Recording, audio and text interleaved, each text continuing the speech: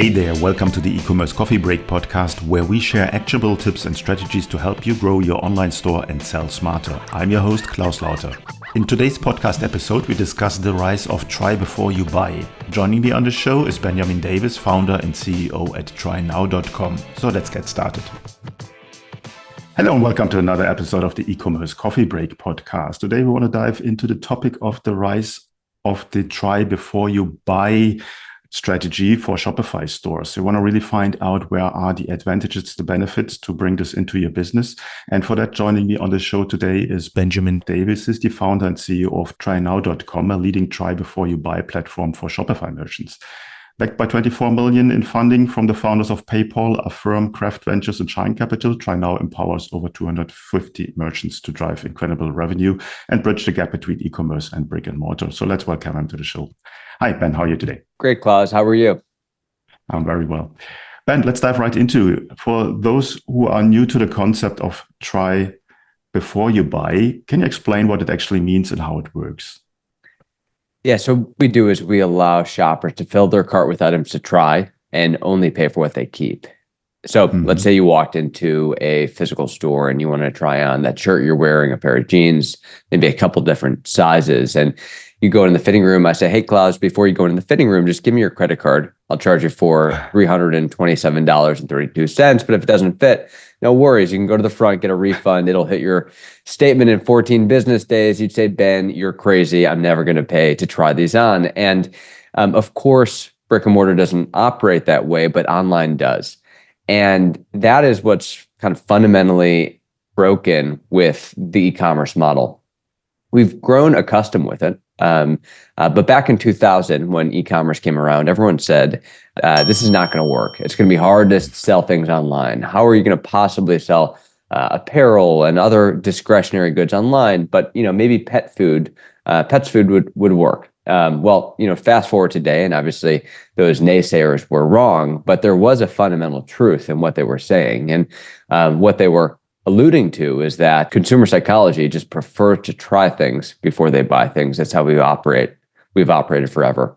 So we exist to flip the model, allow shoppers to fill their cart with items to try, only pay for what they keep, behave the same way they do in stores, which is applicable across verticals, from cosmetics to apparel to handbags, footwear, and more. So we're the payment and underlying infrastructure that enables that shift. So that makes it really easy for any brand on Shopify to sell products on a try before you buy basis. Mm-hmm. Now, try before you buy, as you said in the beginning, e-commerce was not built for that, and Shopify did not support that. There was just a traditional way of doing online business. Now, walk me through, there's a lot of process steps involved, so it's not that easy. It's just send it back and we're done.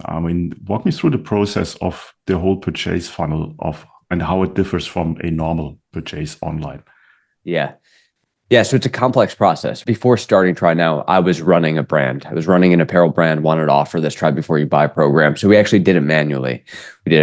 We tracked packages. We understood the process at a very deep, granular level. And TryNow exists to make it super easy for a brand so that it removes all of that complexity for a brand. So it's just fulfill the order, just like any other order. So TryNow orders look just like kind of buy now orders with a few small differences.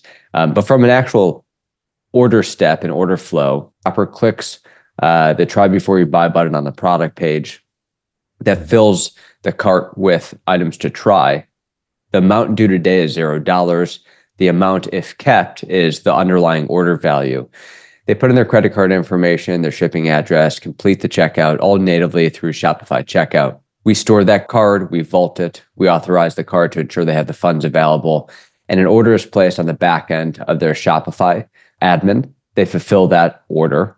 We track that package as it makes its way to the shopper's house, and upon delivery, begins the trial. The brand can customize a few things. The trial length, they can also customize the number of items that a shopper can try. So the shopper will have, let's say, 10 days or so to try the products on, determine what they want to keep, send the rest back, and they'll go through the brand's existing returns flow, whether that's emailing customer support, or most of our brands use a returns portal like our Loop Returns or Return Logic, Happy Returns, or others. What kind of uptake rate do you see compared to a normal purchase when you offer try before you buy? Yeah, so it varies by brand. We typically recommend that brands start with a targeted rollout where they place a second button on the product page for all products that are returnable and are not final sale or clearance. And with no marketing, we'll see, at least about a 10% opt-in. So 10% of customers using TryNow. Often that will increase. And we have some brands where it becomes 50%, 60, 70% of their business, but that's over time. Once they see that the TryNows are more profitable and that the unit economics are healthier with try before you buy versus buy now, then brands tend to, increase the share. But at launch, we typically target around 10% at launch to provide, a nice proof of concept so brands can expand gradually. What we see at that part of the program is new customers gravitating towards TryNow at much higher rates. So really helping to fuel new customer acquisitions, reducing customer acquisition costs. And then at about day 60 or so, we begin seeing some separation in the net revenue per customer. So the LTV cohorts of a TryNow customer versus a buy now customer tend to be much higher. And I can walk you through some stats. But that's really like our hero metric. Are we driving more net revenue per customer? Because it's one thing to acquire customers more efficiently, but it's another thing for them to also be more valuable. And when you're acquiring higher LTV customers and spending less to acquire them, the LTV to CAC ratios just become really compelling. No, absolutely become much easier profitable on the back end. Now, I can imagine that a lot of people, because there is the try now strategy behind that they put more stuff in the cart than they normally would do. Does that have any impact of the average order value overall? It does. It does. It has a big impact. And I think that's ultimately, we always go back to the analog around the fitting room or just kind of the store experience. If you walked into a fitting room, you would never bring in on average 1.2 units. But if you're an apparel brand, on average, your AOV is, 1.2 to 1.8 units. And that is typically just not enough to activate the type of loyalty that you really see. So if you talk to any of our brands that have both brick and mortar and also an online presence, a shopper that has gone into a store and placed an order becomes much higher LTV than a online only shopper. And it's because they get to experience more products. They get to touch more products. They get to try on more products. They get to see more products, and we see similar results. So Reid is an example of a men's brand that we work with. They've got stores. They also have a strong online presence. And so their net sales per customer for buy now orders, so a customer that never placed a try now order, is $452.20 at the 6-month mark. You compare that to TryNow, which is $811.84. So an extra $360 of net revenue per customer at the 6-month mark for TryNow. And that's driven by shoppers ordering, significant on that first order. And in e-commerce, that cart value just continues to tick up every time you click that add to cart button. And when you do that, shoppers have hesitancy and checkout anxiety ensues. Is this going to fit? Is this going to be worth it? This is a really expensive suede shirt. Is the quality going to be as I anticipate? Is this going to be flattering? Is it going to be too tight in the shoulders? All of these questions arise. And particularly for a new brand, when you don't know their processes and if you're going to get your money back in a timely manner, just creates a lack of trust. And we restore that trust so that shoppers can fill their cart with more items. They can bring home more of their great products. And if you got a great business and a great brand and great products, make it as easy as possible to get it into their homes. Now, of course, the other metric that we do increase is returns. And so that's like in the back of mind of every brand, they'll think about try before you buy. I said, this makes a lot of sense. I could see how shoppers would love this. But what about the unit economics? Now, we increased the return rate for Reid. It's a private equity backed business. They're very focused on their KPIs, metrics, and P&L. and a very data-driven organization. And initially, there was some hesitation. Will TryNow drive growth for us, or will it increase return rates and increase return costs? The good will not outweigh the bad. Now, obviously, when you drive an extra $360 in net revenue per customer, the good does outweigh the bad because they're seeing an extra $20.35 of return costs. But that's, Klaus, the contrarian kind of non-consensus view behind all of this, which is to drive more profit for your business, it's okay for return rates to go up. And it's a new way of looking at it. And historically, AOVs are relatively fixed. Only ways to really drive AOV increase is, improving or optimizing your free shipping threshold, or adding some in-cart upsells, or other tactics like that. But you're typically seeing 5 to 15% lifts in AOV from strategies like that. TryNow, in this case, in the case of Reid, is driving a 79.5% increase in the net revenue per customer. So it drives definitely step function change and affects all of the metrics in kind of the unit economic model. No, I think it makes perfect sense that a lot of merchants have this misconception because they only look at one metric and not at the bigger picture. Now, we were talking about apparel, but you talked to me before that there's other industries, or it's suitable for a lot of other industries out there. Give me a couple of examples where it works very well. Yeah, so CoverFX is a cosmetics brand, and their team has done a terrific job building out a strategy and a program. They're part of the broader AS Beauty portfolio. And in the case of beauty, the brick-and-mortar experience really revolves around two companies, Sephora and Ulta. And you got to get into those doors. And when you get in those doors, it drives a lot of growth. And your Shopify site is always at a disadvantage relative to brick and mortar, where you go into a Sephora, and that whole model is driven around driving trial in store. Well, how do you drive trial online? And obviously a very different category than apparel, very different margin structure that facilitates slightly different rollout approaches. But the fundamental consumer psychology is the same. I want to try this product to see if I like it. So that drives really strong growth, even with lower AOVs. You see much lower return rates in beauty as well. You see similar adoption and very strong customer sentiment. We also work with brands that don't have sizing issues, but they're really around quality and efficacy. So Shocks is a electronics company. They have a very innovative open ear headphone built for runners and athletes that want to be able to hear. And so it's bone conducting, a unique product.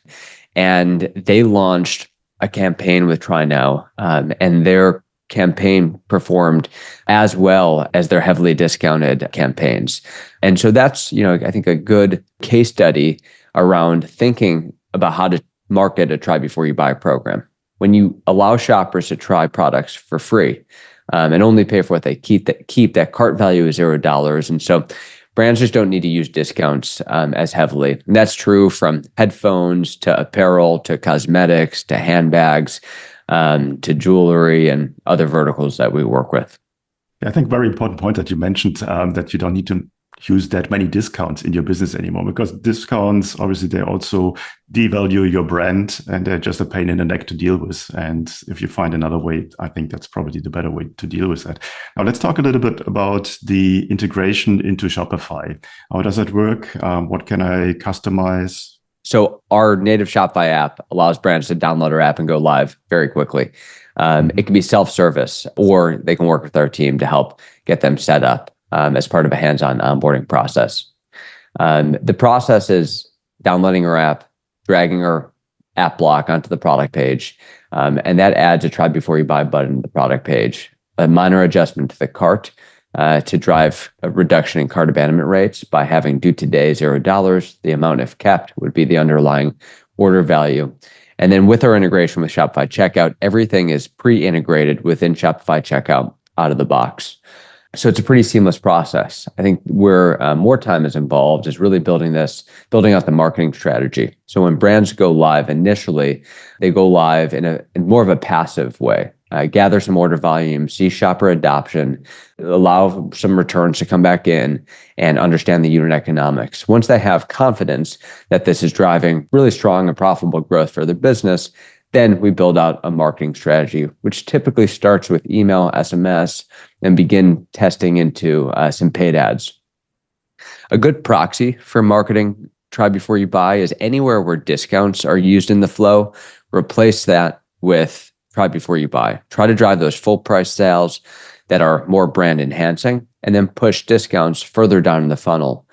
Because most shoppers aren't saying, wow, interesting product, would love to buy it, but it's just 10% or 20% too expensive. They're saying, interesting product, would love to try it. And so discounts are effective, but they're a blunt tool that don't solve the underlying problem. And so hopefully we can drive those full price sales for the segment of shoppers that just require a discount to convert, use those discount codes more sparingly and more targeted at those customers. I think it was great that you highlighted the difference between what a discount is and try before you buy, because there is just a different roadblock. There's a different, something completely different going on in the buyer's mind. Discounting is not the weapon for everything. And again, you should not really use that too much in your business. Well, you said there's a bit of a learning curve. What's the onboarding process from your side? If we were to do the hands-on onboarding, a brand engages us to get the program live, up and running, and dialed in.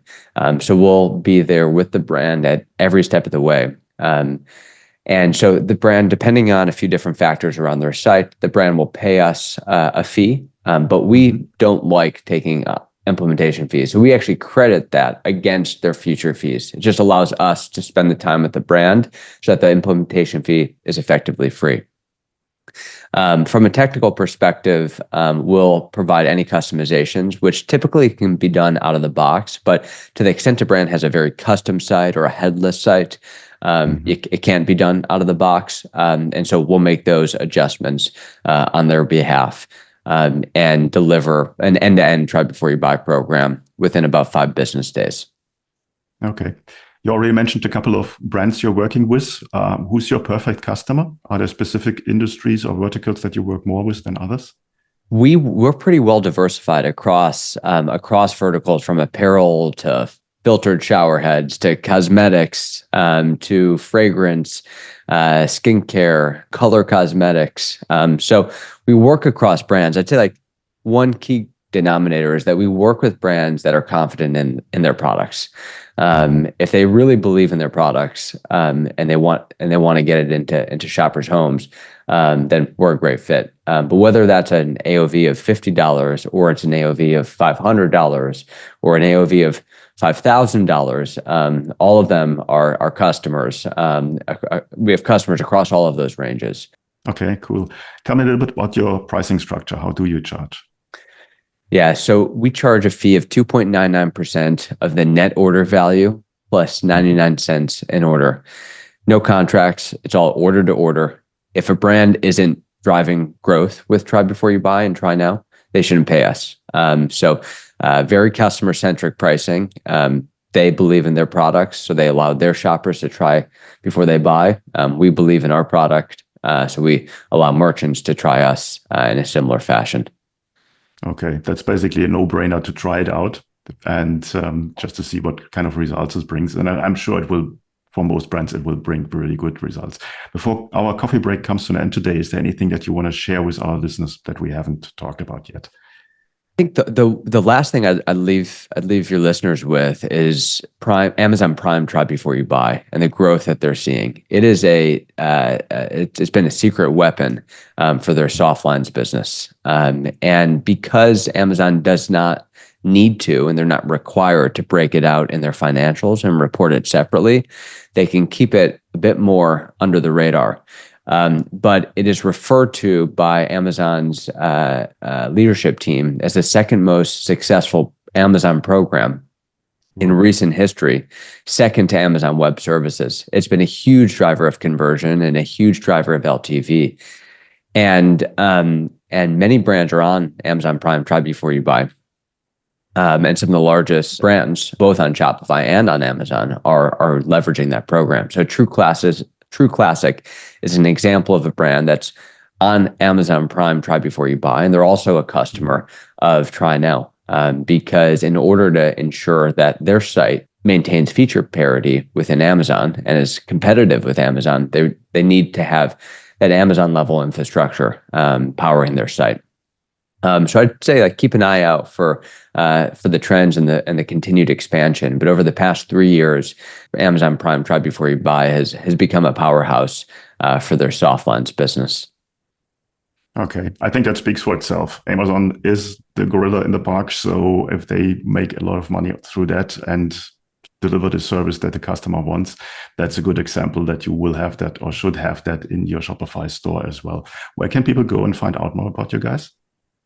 They can go to trynow.com and take a look at our site. And we have links to our Shopify app listing there if they'd like to download us and try us for free.